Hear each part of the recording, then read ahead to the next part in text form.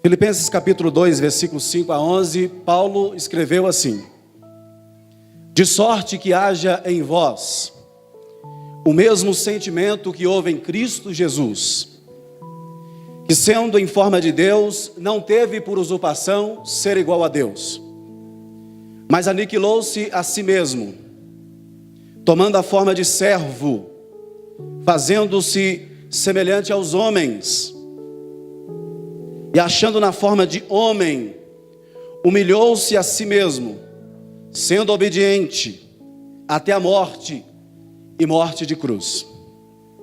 Pelo que também Deus o exaltou sobremaneiramente, e lhe deu um nome que é sobre todo nome, para que ao nome de Jesus se dobre todo o joelho dos que estão nos céus e na terra e debaixo da terra, e toda língua confesse que Jesus Cristo é o Senhor, para a glória de Deus Pai.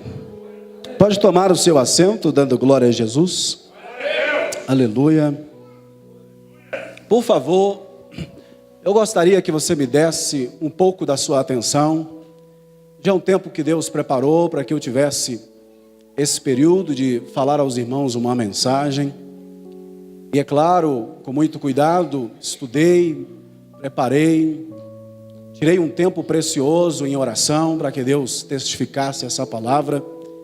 E como sempre, das outras vezes, Deus falou comigo de forma muito peculiar.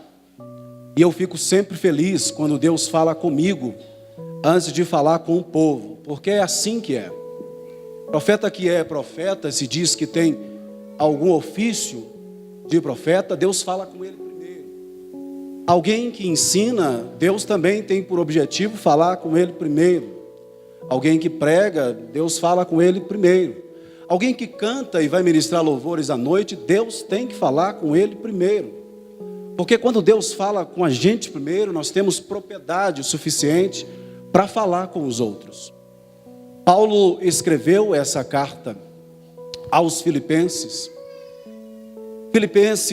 O povo de Filipos era um povo que amava Paulo de uma forma especial.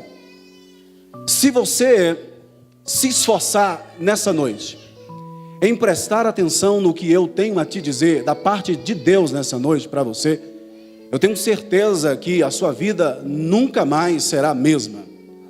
Primeiro porque não é uma ideologia minha, não tem por finalidade, gosto de ler alguma coisa sobre filosofia, mas o altar não é lugar de expressar filosofias.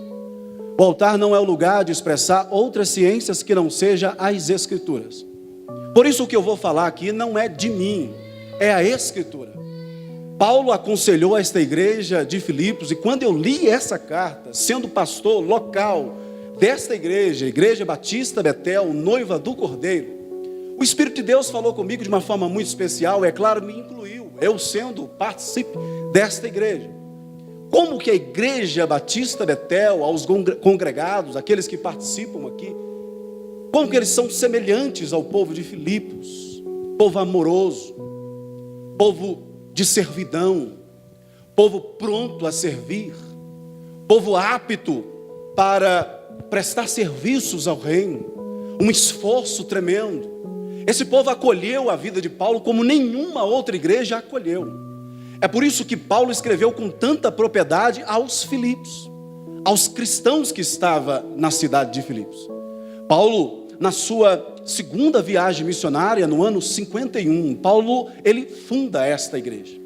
Já na sua primeira prisão em Roma, Paulo escreve a carta aos Filipenses. A carta aos Filipenses, ela tem por finalidade trazer o regozijo novamente de servir ao Senhor, a alegria de servir ao Senhor. Este é o coração de Filipos. Este é o coração do que Paulo está tentando passar aos cristãos que estavam aqui. Mas eu quero já abrir aqui um parênteses para mostrar a você que Paulo coloca aqui 3 principais demandas da nossa vida. Todos que aqui estão, sem exceção, passam por essa demanda. Todos. Por isso que esse tema é muito promissor. Falar de identidade mexe com a gente.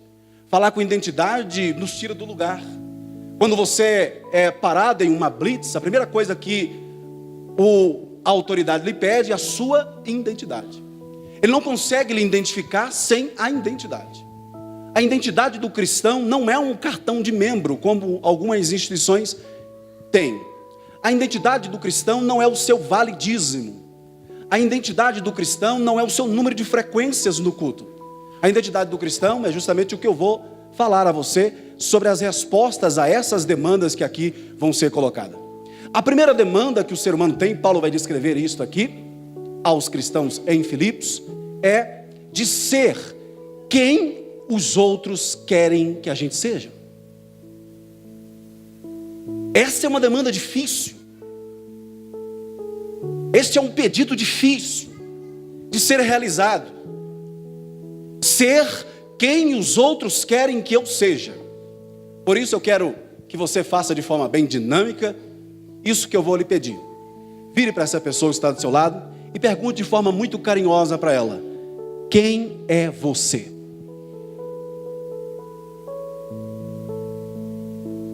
Agora não responde, né? Não precisa responder. O seu subconsciente consegue responder quem é você? Quem é você? Porque essa demanda é gritante. Ser o que o outro quer que eu seja. Paulo começa descrevendo no versículo 5 que eu narrei aqui: de sorte que haja em vós o mesmo sentimento que houve em Cristo Jesus, que não teve por usurpação ser igual a Deus, antes aniquilou-se, ou seja, se esvaziou-se e tomou forma de homem. Paulo vai descrever quem Jesus é. Não há como, já vou adiantar a você, a todos que aqui estamos, não há como saber quem nós somos se nós não sabemos quem Jesus é. É por isso que hoje nós temos, como foi citado aqui, diversas tipos de crença. Crença na rosa, crença no lenço, crença na toalha ungida, crença no sal, crença em todo tipo de coisa. Porque as pessoas não conhecem a Jesus. Não conhecendo a Jesus, não se conhecem. Não se conhecendo, não há condição de conhecer o próximo. Então fica perdido. Paulo está tentando resgatar aos cristãos que tinham uma servidão tremenda, mas resgatar a eles a sua própria identidade. E Paulo, no afã de resgatar a sua identidade, interessante que Paulo é muito humilde, porque Paulo também descobre a dele. Paulo resgata quem ele é. Quando Paulo vai se apresentando a todas as cartas que ele escreve, Paulo não escreve falando Paulo apóstolo, Paulo bispo, Paulo pastor, Paulo pregador, Paulo mestre. Paulo, se estivesse nos dias atuais, Paulo seria a maior autoridade protestante de todos os tempos. Pois Paulo, ninguém chegou aos pés de Paulo, tamanha a sua intimidade com Cristo e o nível e o grau do seu conhecimento de Jesus. Paulo teria hoje, o mínimo que Paulo teria era a cadeira que, por exemplo, Billy Graham tem hoje. A representação de Paulo seria infinitamente maior do que essa. Mas Paulo tem a simplicidade, meus irmãos, de identificar-se com um título. Paulo não está, no mínimo, sequer preocupado com o que os outros querem que ele seja. Essa demanda é sofrida. Isso machuca. Isso fere. Quando nós tentamos, no afã de acertar, ser o que as pessoas cobram que sejamos. O mundo nos aperta. E o mundo nos cobra uma postura que não é nossa, mas uma postura que eles querem que nós sejamos. Está por aí, como está sendo falado muito bem aqui, sendo abordado sempre, eu fico feliz por isso, a igreja está abordando esses temas, como essa da ideologia de gênero. Todos eles sabem que de ideologia de gênero não tem nada, é uma imposição. Estão impondo à sociedade ser o que eles querem que sejamos, que os nossos filhos querem que eles sejam. E aí, de cobranças como essa, é a mulher insatisfeita por viver uma vida inteira, o seu marido cobrando ela ser quem ele quer que ela seja. É o esposo insatisfeito por viver uma vida inteira da esposa cobrando quem ela quer que ele seja. Ou seja, ele perdeu a sua identidade, ele não tem identidade. A geração dos nossos filhos de hoje também são essa geração, que querem responder às expectativas que o mundo lhes cobra, ser o que os outros querem que eles sejam. E aí nós apelamos, quer saber? A partir de hoje eu vou largar isso. Eu não vou ser mais o que o outro quer que eu seja. E aí você vai para a segunda demanda. Agora eu vou ser quem eu quero ser. Agora eu vou ser eu. Agora eu vou ter minha própria identidade. Agora eu vou ser eu de verdade. Chega de viver a vida do outro. Chega de atender os anseios do outro. Chega de responder às expectativas do outro. Agora eu vou ser eu. E aí eu digo a você, que este ser eu, ser a gente mesmo, é tão complicado quanto a primeira. Responder a esses anseios é tão delicado quanto o primeiro. O primeiro, nós não somos nós somos o que o outro cobra que sejamos. Então eu visto o que o outro pediu para vestir, eu faço o que o outro pediu para fazer, eu vou aonde o outro pediu para ir. E aí eu cansei, agora vou ser eu. E aí quando eu sou eu, meu Deus. Por isso que Paulo vai escrever o que foi colocado no louvor, essa letra linda do louvor, quando ele vai dizer que o bem que ele quer fazer, ele não faz. Paulo está num conflito de identidade ali. Toda vez que eu tento ser eu erro. Toda vez que eu quero realizar as minhas vontades, eu erro. Quem eu sou então, afinal? Por isso que eu fiz a pergunta. Quem nós somos? Como ser cristão em meio a essas cobranças? Pastor, então eu não posso ser o que os outros cobram que eu seja? Não. Eu não posso ser eu? Também não. Então o que é então? A terceira demanda. A terceira demanda, essa sim. Essa é o que Paulo está dizendo. A terceira demanda é ser o que Deus quer que eu seja. Ser o que Deus quer que eu seja. Descobrir a vontade de Deus é um segredo, preste atenção. Descobrir a vontade de Deus é um segredo para pouquíssimas pessoas. Geralmente nós associamos vontade de Deus com liturgia cristã. Olha, deixa eu analisar. Eu vou aos cultos, eu contribuo, eu participo, sou obreiro. Então estou na vontade de Deus direitinho. E aí nós erramos. Pois a vontade de Deus está aqui. Em ser quem Ele quer que você seja. E aí, desculpe, não importa quem coloque barreiras nisso. Todas elas têm que cair por terra, porque o que interessa é a vontade de Deus ser feita na sua vida. Quem você é? Quem nós somos aqui hoje? Irmãos, preste atenção. Se descesse esse telão aqui agora, e houvesse uma revelação profunda de Deus, de modo que a nossa vida fosse exposta aqui, qual é o filme da tua vida que rodaria aqui? Qual é o filme da minha vida que rodaria aqui? Observe que neste afã de responder às expectativas, o mundo sabe disso, que o ser humano procura a sua real identidade. O mundo sabe disso. E aí, cria diversos mecanismos para que você finque a sua identidade. O lugar mentiroso para falar de identidade chama-se Facebook. Porque lá eu sou crente. Digo nas postagens, é claro. Lá eu sou crente. Lá eu cito os versículos. Lá eu contemplo as paisagens. Lá eu estou preocupado com sociologia. Lá eu estou preocupado com o meio ambiente. Mas quem eu sou em Deus de verdade? Quem eu sou? Desculpe, irmãos, mas alguém um dia disse, eu achei até interessante, pastor, a igreja precisa preparar, dar palestras motivacionais para essa questão da rede social. Eu estava pensando nisso, pastor Elias. Não tem necessidade. Palestra motivacional para mim saber lidar com rede social? Não, irmão. Eu sou servo de Deus. Eu não tenho que aprender a lidar com isso. A minha postura lá tem que ser a mesma em outros lugares.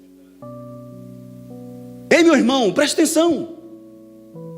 Se eu sou uma pessoa que sou casado e eu vi uma irmã lá se expondo, eu não tenho que ir lá chamar ela.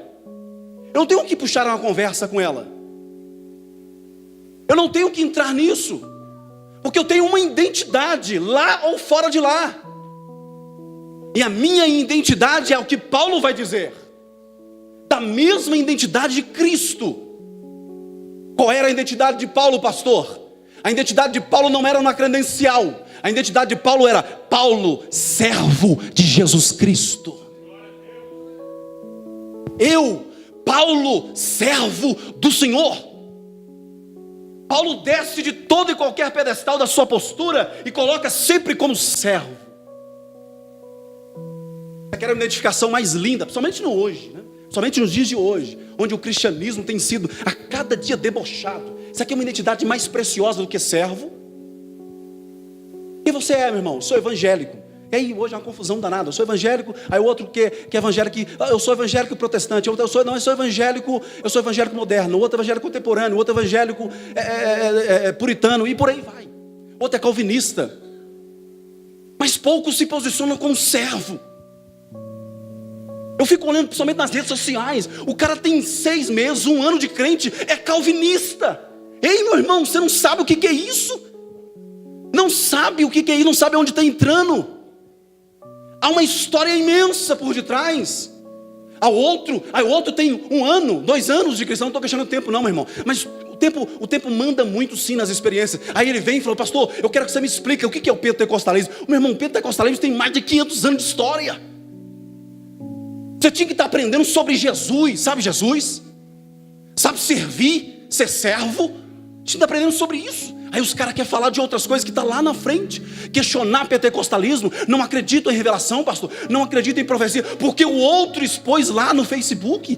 E então ele vai expor isso. Não tem domínio, não sabe o que está falando. Não tem identidade, nem quem é, não sabe. Um dia alguém perguntou para mim, pastor, qual é a maior preciosidade da igreja? A pergunta foi essa, por que o senhor vai na igreja? Eu disse para ele, é simples, eu vou te responder agora. Eu não vou à igreja para ouvir uma mensagem, escandalize os senhores. Eu não vou à igreja para ouvir um louvor. Eu não vou à igreja para ouvir um ensinamento. Eu não vou à igreja para ouvir um testemunho. Eu vou à igreja pela comunidade. Isso é interessante demais, meu irmão. Se você pegar isso, é interessante demais. A igreja não é aqui. A igreja sou eu. Se a igreja sou eu, tem algo muito mais precioso do que isso. O valor da igreja aqui não é as mensagens que são pregadas aqui, e nem os louvores. O valor da igreja aqui é a vida comunitária, é servir um ao outro. Quando eu entro aqui, eu olho para um irmão que eu achava que ele era super-herói, e de repente ele está chorando. E aí eu digo, nossa, que legal, ele chora também. De repente um irmão aproxima-se a mim e diz, pastor, me ajuda, meu casamento está nessa situação. Eu até pensava que o casamento dele era, nossa, era 1000 maravilhas. Olha, ele passa crise também, isso me fortalece. A vida comunitária. O que nós estamos fazendo? Abandonando a vida comunitária, deixando de servir e tomando outras formas. No texto bíblico que eu li, existem 4 formas que o apóstolo Paulo coloca. A primeira forma é a forma de Deus. A segunda forma é a forma de homem. A terceira forma é a forma de santo. E a quarta forma é a forma de servo. Desculpe, Deus, homem, Senhor e servo. Comigo? Deus. Diga, Deus, homem, Senhor e servo. Olhe para cá, presta atenção aqui. Não respire agora. Deus, vou desenhar aqui para você. homem, Senhor, servo. Deus, homem, Senhor, servo. Paulo equilibra as coisas. Sabe por quê? Não tem como Deus ser homem. Não tem como o Senhor ser servo. Pastor, não tem como? Então como é que ele foi? Aí que está o segredo. Porque este texto esvaziar-se, quando a Bíblia diz que ele esvaziou-se a si mesmo. Presta atenção, não respire não. Prende a respiração um pouquinho. Quando ele diz esvaziou-se a si mesmo, é isso. Ele saiu daqui, Deus, e tornou homem. Ele saiu daqui, Senhor, e tornou-se. Não tem como o homem tornar-se Deus, nem como o servo tornar Senhor. Olha que show de bola. Por isso que até nós cantamos, eu entendo a ideia, mas não é bíblico. Por quê? Porque o homem não se esvazia. Quem pode esvaziar-se de si mesmo é Deus. Deus, para tomar forma de homem, ele se esvaziou. Esvaziou de quê? Da sua glória. Ele era Deus. E ele deixa então a sua glória e torna homem. Depois ele deixa aqui a sua glória e torna servo. Ou seja, nós somos vazios por natureza. É por isso que bate a crise de identidade, meu irmão. É por isso que Jesus nunca teve crise de identidade de quem ele era. Ele tinha convicção de quem ele era. Qual era a sua finalidade? Porque ele veio na terra. Jesus veio na terra para servir. Escute aqui. A maior humilhação de Cristo, preste atenção e paz, meus senhores, não está na cruz do Calvário. Não, senhores. Como assim, pastor? A cruz do Calvário é o término da humilhação. A maior humilhação de Cristo, sabe quando que é? Quando ele está nos braços de Maria. Quando ele está amamentando nos braços da sua mãe. Ele deixou a sua glória e virou um menino. Tem muito cristão tentando ser Deus, não tem jeito não, meu irmão. Por mais que a gente quer, não tem como não. Tem muita gente que parece que é Deus, parece estar acima dos anjos. Não tem como. Por isso, você pode dobrar o joelho, você pode colocar o rosto no chão, você pode vestir de pano de saco, você pode andar descalço, você pode fazer todo o propósito do mundo, que você não consegue se esvaziar. Somos cheios de nós mesmos, sempre. E esta é a guerra, e aí que está o segredo. Porque se nós conseguíssemos esvaziar, tornaríamos Deus. E nós não somos Deus. É o que o pastor Elias diz sempre, e é legal. Você tem que entender uma coisa. Você não é super-herói. Você já observou a dificuldade que nós temos de chorar em um culto? Pastor, por que será? É porque eu estou amargo, porque eu estou... Não, é aí que deveria chorar mesmo. É porque as pressões do mundo são tantas, que as pressões é justamente essa. Chorar aí para quê? Rapaz, você não é humilhado não, sabe? Você é preciosíssimo. Você é alguém de suma importância. Aliás, eu acho até que você é Deus. E aí a gente não coloca no nosso estado real. Qual é o nosso estado real? Humilhação.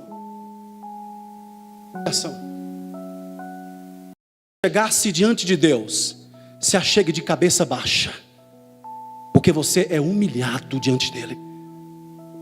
Quando eu chego diante de Deus, eu sinto a minha humilhação. Olha que negócio interessante. Uma dica para você então. Isso aqui não é uma regra, não existe uma regra de oração, né? Aliás, Jesus só teve um método de oração. Mas faça isso, presta atenção. Quando você for orar, eu não sei se todos os intercessores estão aqui. Se tiver, é bênção, maravilhoso, melhor ainda. Mas quando você for orar, nunca ore falando de você primeiro. Senhor, estou aqui, sua presença, eu vim aqui te falar isso. Principalmente quando a gente está aflito, né? Não é assim que a gente chega? Oh, Deus, a única frase que eu digo é Deus. Deus, tem misericórdia de mim, porque eu... E vai... Bum, bum. Experimente, olha que interessante. Experimente falar dos atributos dele primeiro para você ver. Sabe por quê? Quando eu comunico o atributo de Deus primeiro... Quais são, pastor, os atributos de Deus? Os atributos de Deus são glória, justiça, santidade, paz, equidade, amor. Diga isso. Quando você diz, inicia sua oração assim, Deus, o Senhor. Olha que legal, gente. Quando você diz que Deus é Senhor, você já está dizendo quem você é. Se você diz, Ele é Senhor,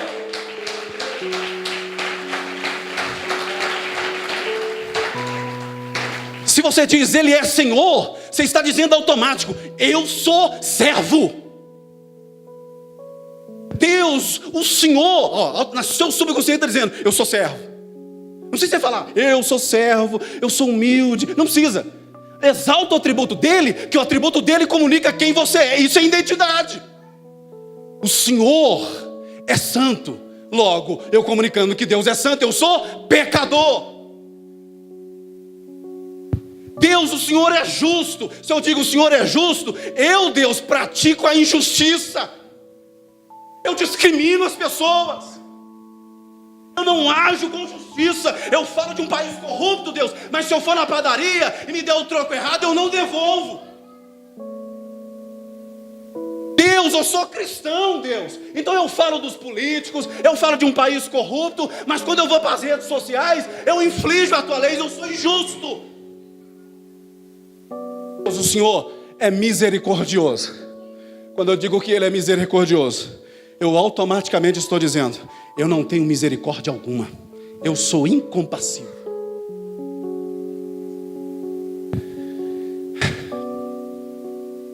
Para os pés do Senhor falando dele. Fale quem Ele é, meu irmão, que automaticamente Ele revela quem você é. Paulo, quando vai falar sobre de sorte que haja em vós o mesmo sentimento, algumas traduções usam essa palavra sentimento. A versão atualizada usa essa expressão, sentimento. Eu não sei qual que apareceu aqui, se foi sentimento. Se foi sentimento, foi atualizada. A versão NVI é mais próxima de um original. Aliás, a palavra que Paulo usa aqui, ela não tem uma transliteração do português. Ela não tem uma interpretação precisa de um português. Mas o interessante é que quando Paulo vai falar desta palavra, ele usa uma expressão chamada frônesis. E o que Paulo está dizendo aqui é de sorte que haja em vós a mesma atitude. E aí, pastor, o que muda? Muda muita coisa.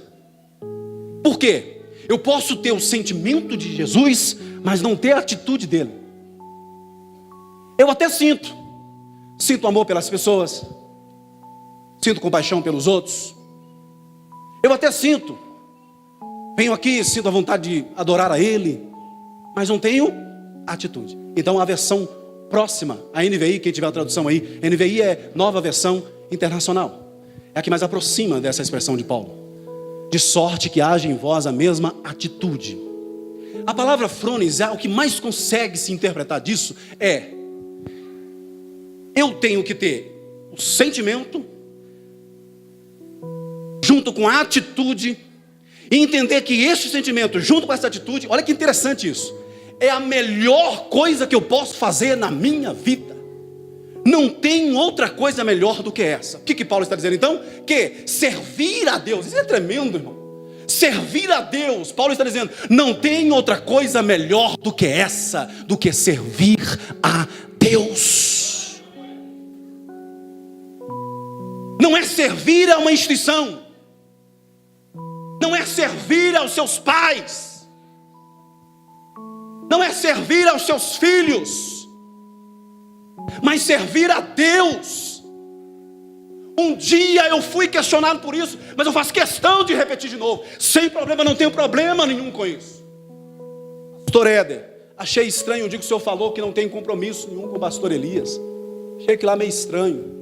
Falei, então continue achando estranho, irmão, resolve isso você. Porque todas as vezes que eu finco um compromisso com ele, já estou dizendo, eu tenho a grande probabilidade de errar.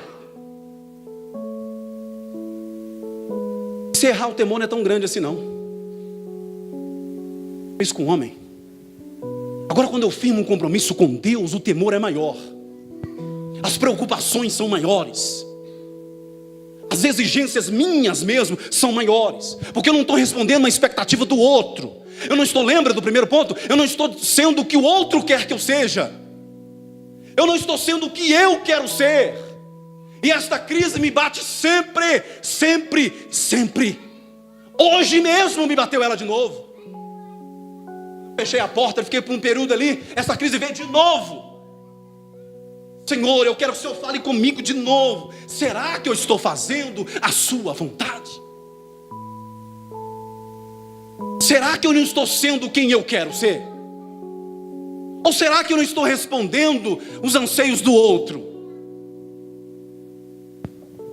Faça essa pergunta para você mesmo. Quem você está sendo? Que as pessoas querem que você seja? Que você quer ser? Ou que Deus quer que você seja? Prônis é isso. É estar no lugar que não haveria outro lugar melhor para estar. Na presença de Deus, servindo ao nosso Deus. Nesse ponto, se você errar, errou tentando acertar. No outro ponto, se você errar, errou sabendo que errar. Servo é isso. Servo não tem autonomia. Aliás, a palavra mais próxima para se traduzir a servo é escravo. Assiste um filme, algum filme, ou leia a história, né? História é melhor. Mas os filmes mostram isso muito bem. Você não vê em um filme, em uma história, um escravo que tem autonomia, a não ser que não lhe é dada pelo seu senhor. Escravo não tem autonomia não, meu irmão. Escravo faz o que o seu senhor manda. É por isso que o Senhor, presta atenção, olha para mim aqui. É por isso que Deus não vai te responder essas perguntas. Você é escravo. Deus, por que eu sofro tanto? Lembra da última mensagem que eu preguei? Eu disse isso. Por que eu sofro tanto? Tem resposta para isso não, meu irmão? Escravo não questiona. Escravo aceita. Quando é as coisas de Deus, ele aceita. Quando ele tem certeza que ele serve a Deus, ele só aceita o que o seu Senhor está dizendo. A liberdade só é dada pelo seu Senhor. A liberdade do escravo não é questionada, ele não pode questionar isso. Aleluia. Aleluia. Todas as vezes que nós cometemos um ato de pecado, presta atenção nisso. A gente aprendeu somente a etimologia dessa palavra, a origem dessa palavra. Pecado quer dizer errar o alvo. Mas pecar, todas as vezes que nós pecamos, você sabia que todas as vezes que nós pecamos, nós estamos questionando a soberania de Deus? Quando você diz, eu vou ser o que as pessoas dizem para mim ser. Quando você diz, eu vou ser o que eu quero ser, você comete pecado.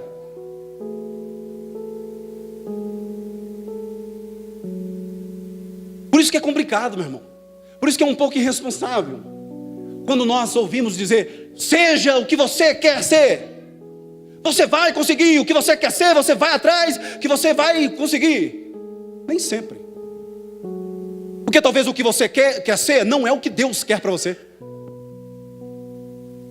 Da crise. Como assim, Deus? Estudei, me preparei. Por que eu não passei? Porque não era. Deus não permitiu.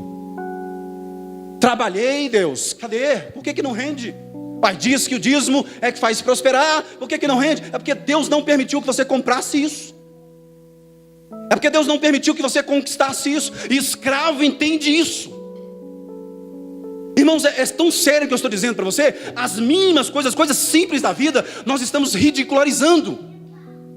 Um dia eu fui fazer uma visita, uma pessoa não era daqui. Fui fazer uma visita a uma pessoa, um amigo meu. E eu cheguei na casa dele, e aí nós fomos orar. Quando fomos orar pelo café, ele disse, não, pastor, está tudo certo, a comida da minha casa é consagrada. Quando ele converteu, não era assim não. Havia gratidão imensa de agradecer a Deus pelo aquilo que Deus providenciou. E agora, orar pelo café é ridículo. Passa-se por fanatismo. Orar para almoçar é fanatismo. Orar para sair é fanatismo.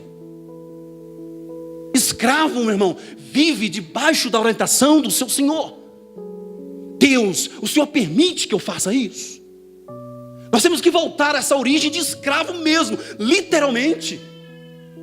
Irmão, preciso que você faça isso. Olha, eu vou consultar a Deus. Se Deus me permitir, eu faço.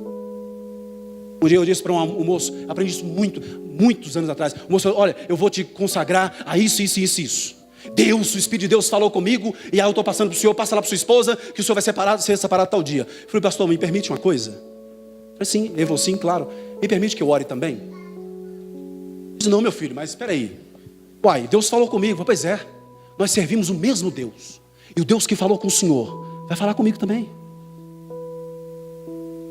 Como assim, pastor? Deixa Deus falar comigo também. Uai, como assim? Ele fala comigo. Temos que deixar de parar de viver aquilo que os outros cobram ser. Você tem que entender que talvez a sua realidade de vida seja uma cultura errada que você aprendeu lá atrás.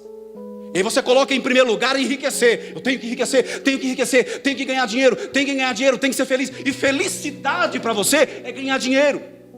Felicidade para você é viajar, conhecer o mundo inteiro. O que é felicidade para um cristão? É viver a vontade de Deus. Você já consultou a Deus se é da vontade dele você enriquecer? Você já consultou a Deus se é da vontade dele você entrar nessa empresa? Você já consultou a Deus se é da vontade dele você fazer isso que está fazendo? Nós precisamos voltar a essa origem de servo. E servo não questiona Senhor, servo serve. Às vezes que eu questiono, eu estou questionando a soberania dele. Por isso que o pecado nesse sentido é muito mais profundo que errar o alvo. Homens que aqui estão, por favor, presta atenção.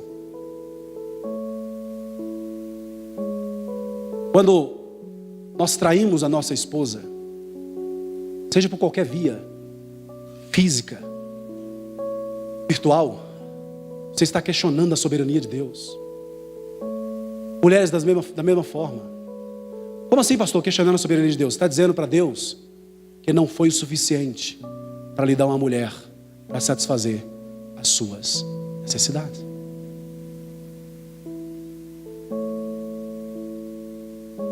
Quando nós pecamos, nós questionamos a soberania de Deus.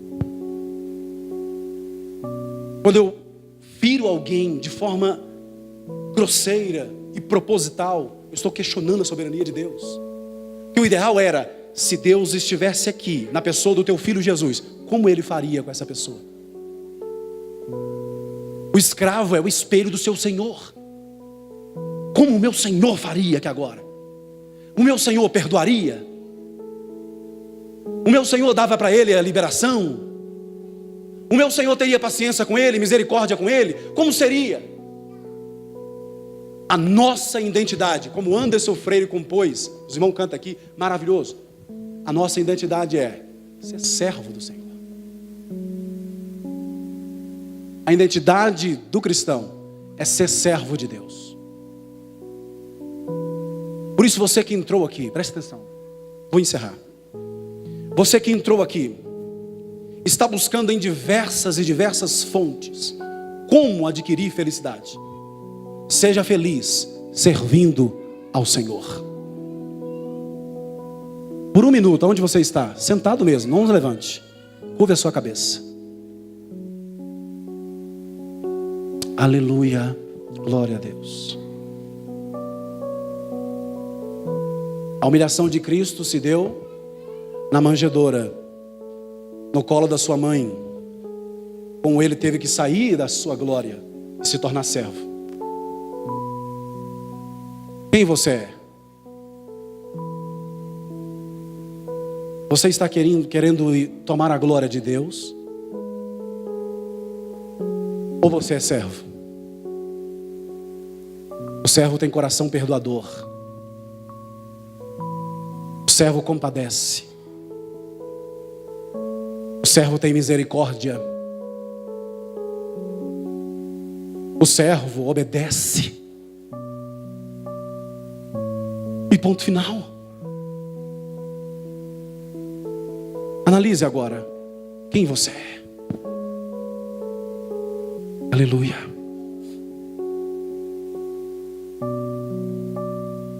Não, irmão, aqui não tem, isso aqui não é uma terapia pastoral, não.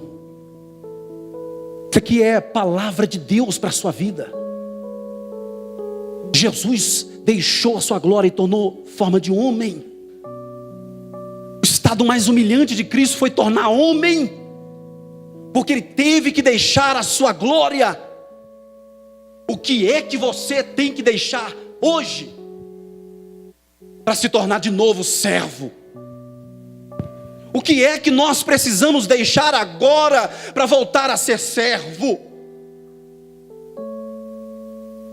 Oh, meu Deus, que haja nesse momento uma reflexão profunda da sua alma nesse momento. Eu preciso que por alguns minutos você não repare quem está do seu lado agora. Esforce para esquecer qualquer coisa agora que te faça tirar do centro da vontade de Deus. E reflita quem você está sendo. É por isso que eu disse lá no início, a igreja Betel é muito parecida com a igreja de Filipos, porque era uma igreja de servidão, mas servia de forma errada, pois servia sem conhecer o seu Senhor. Aleluia. Que o Espírito de Deus faça você conhecer a Ele agora, de forma profunda. Sabe por quê, meu irmão? A sua esposa está com dificuldade de respeitar. Sabe por que nós, homens que aqui estamos, perdemos um pouco da nossa autoridade? Porque deixamos de ser servos. Deixamos de ser servos. Sabe por que, mulheres, o seu marido não vê mais um referencial nisso? Você deixou de ser serva. Todas as vezes que você vai para um outro caminho, envereda por outro caminho, você perde a identidade. E quando alguém está do seu lado e não vê em nós identidade, ele não busca, não vê identificação. Ah, mas eu sou cristão, eu sou evangélica, eu sou do manto. Pois é, a sua família não está vendo isso. A minha família não está vendo isso. A sociedade não está vendo isso.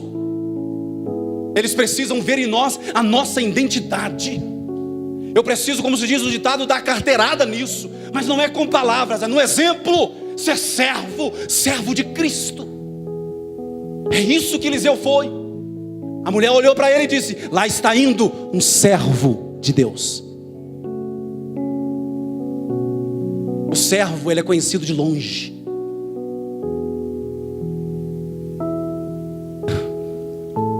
Que bom que você localizou a sua identidade. Que bom que você localizou que você é servo. Quem sabe você estava aqui e achava que era servo. Então hoje você fez um mapeamento e descobriu que você não está servindo nada.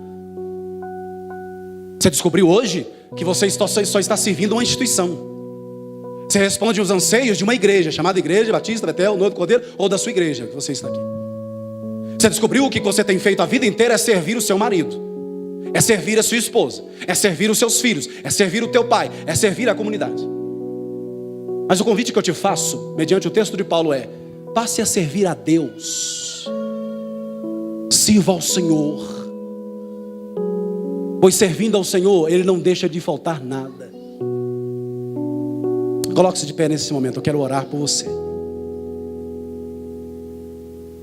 É por isso que Davi escreveu no Salmo 23 dizendo: o Senhor é meu pastor e não me faltará. O texto mais próximo, original desse texto é: o Senhor é meu pastor e não me faltará. Deus ser Deus na sua vida, Ele não é obrigado a te dar tudo. Por isso nós interpretamos errado. O Senhor é meu pastor e nada, não é e não me faltará. Quem não falta? O pastor. Ele não falta. Mas observe que o Salmo começa dizendo: o Senhor. Então quando Davi diz o Senhor, ele já está localizando quem Ele é. Quem Ele é? Quem Ele é? Servo, escravo.